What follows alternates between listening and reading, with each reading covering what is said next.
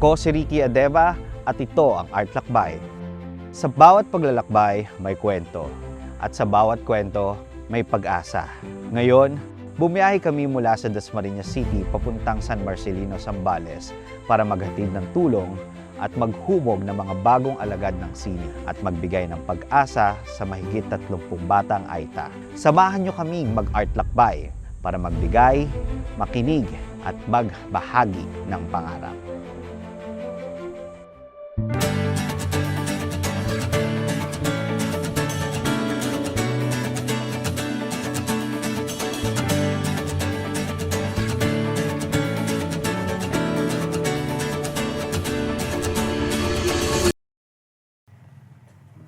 Hindi naging madali yung preparation namin dahil kailangan ng oras at sapat na resources para mabili namin ng mga pangangailangan.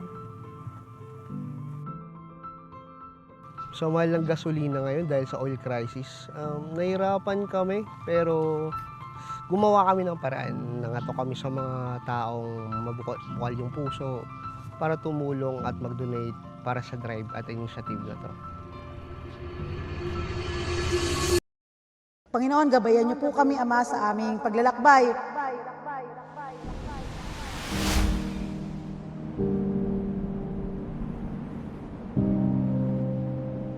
Mahaba ang daan, mabato, maalikabok.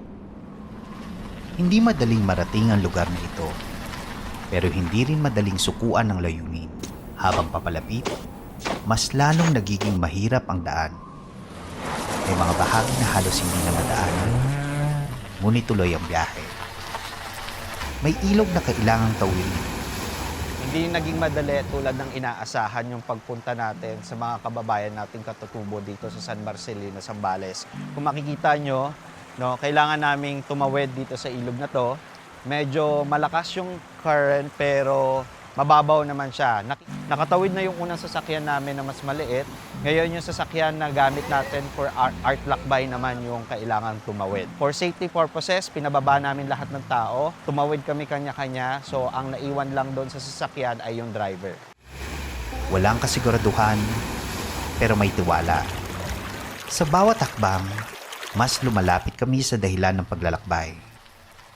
At sa wakas, narating din namin sila. Nandito na tayo ngayon sa Mapa Nueve Lake kung saan natin gaganapin ang isa sa kauna-unahan nating art lakbay para sa mga kababayan nating katutubo. Uunahin lang natin yung mga batang Aita dito sa San Marcelino, Zambales. Tara! Mga batang may ngiting kaya magpawi ng pagod. Nagbahagi kami ng bags of hope. May laman na grocery, school supplies, at art materials. Simpleng tulong, pero malaking hakbang para sa kanila. Sa pamamagitan ng sining, nabibigyan sila ng pagkakataong mangarap. Ang bawat guhit, isang kwento. Teacher, para maghalo siya, i-blend natin. Ang bawat kulay, isang pag-asa. Sa simpleng salita ng salamat, naroon ang lalim ng kanilang pangarap.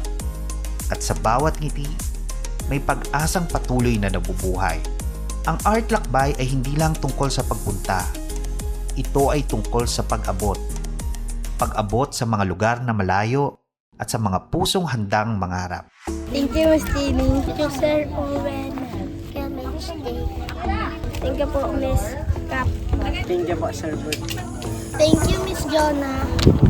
Thank you, Sir Jamaica. Thank you, Sir Owen. Thank you, Miss Tini. Thank you, Miss Del. Maraming salamat po.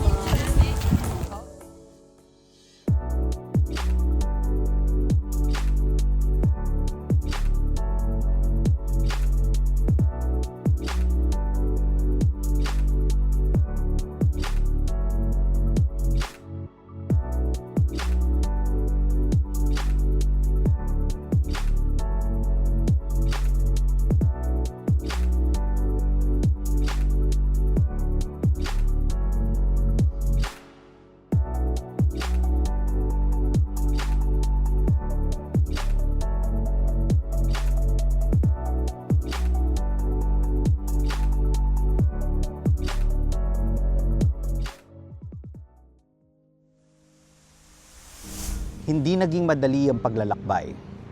May lubak at alikabok, may ilog, may pagod. Pero sa bawat ngiti ng mga bata, alam naming sulit ang lahat. At hanggat may batang nangangarap, magpapatuloy ang Art Lakbay.